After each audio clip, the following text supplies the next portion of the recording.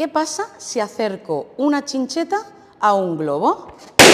Pues que explota, ¿verdad?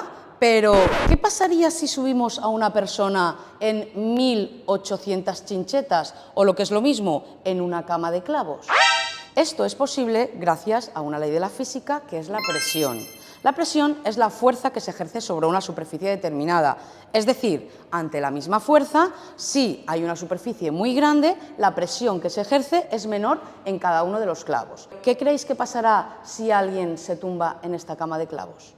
¿Qué ocurre? Que al tumbarse estamos aumentando la superficie. En esta cama de clavos hay más de 1800 clavos. Lo que sucede es que las personas, en realidad los faquires, lo que hacen es aumentar esa superficie tumbándose. ¿Creéis que sería posible subirnos encima del faquir sin hacerle daño?